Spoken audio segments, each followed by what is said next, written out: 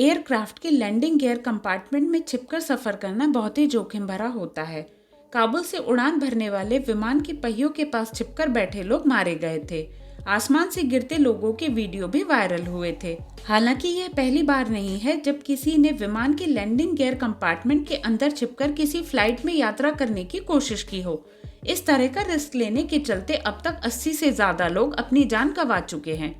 US federal aviation administration के मुताबिक 1947 से 2015 के बीच 113 लिखित मामले सामने आए, जिनमें 86 लोगों की मौत हो गई। ज्यादातर मामलों में लोग आसमान से गिर गए और लैंडिंग या टेक ऑफ के दौरान मारे गए।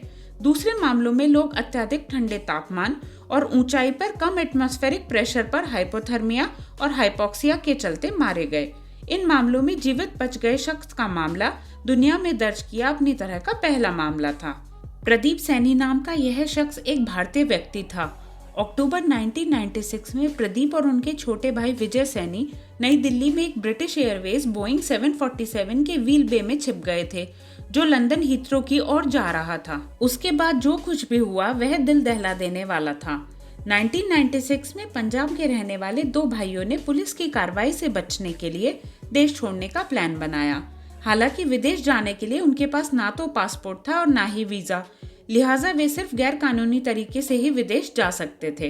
प्रदीप सैनी 23 साल के और विजय सैनी 19 साल के थे जब वो पंजाब से दिल्ली पहुंचे और कई दिनों तक इंदिरा गांधी एयरपोर्ट की रेकी की। एयरपोर्ट में घुसने का रास्ता ढूंढकर दोनों भाई अक्टूबर 1996 में लंदन के हीथ्रो जाने वाली ब्रिटिश एयरवेज की फ्लाइट के लैंडिंग गियर में छिप गए। दोनों भाई अलग अलग लैंडिंग गियर में छिपे थे। अब दोनों भाई लंदन जाने के लिए पूरी तरह से तैयार थे और उस काल कोठरी में छिपे हुए थे जहां टेक ऑफ के बाद लैंडिंग गियर अंदर की ओर चले जाते हैं। देश छोड़ने के लिए दोनों भाइयों ने जो खौफनाक तरीका अपनाया था, उन्होंने कभी सपने में भी उसके बारे में नहीं सोचा होगा।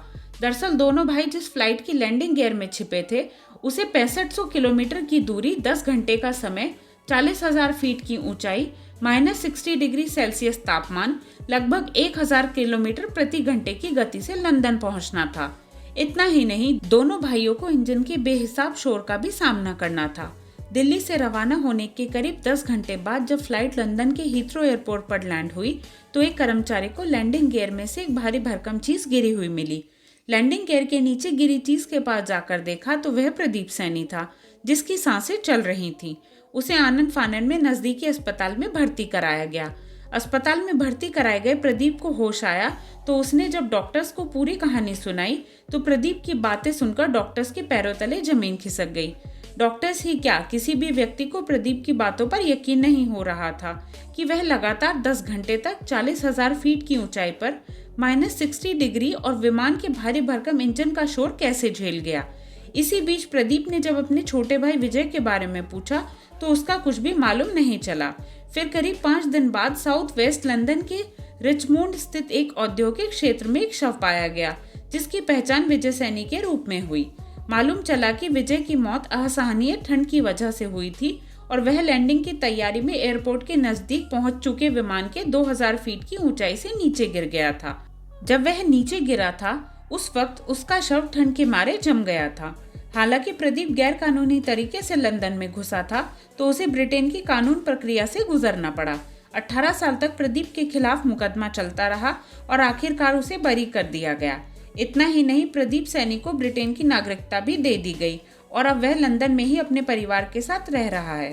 प्रदीप सैनी शादी कर चुका है और उसके 2 बच्चे भी हैं। प्रदीप सैनी की उम्र अब 44 साल हो चुकी है। प्रदीप कहते हैं कि वह उस दिन के बारे में कुछ भी याद नहीं करना चाहते, क्योंकि उस दिन को याद करके वह उन पलों को याद करने लगता है जिसने उसे सबसे गहरे जख्म दिए हैं।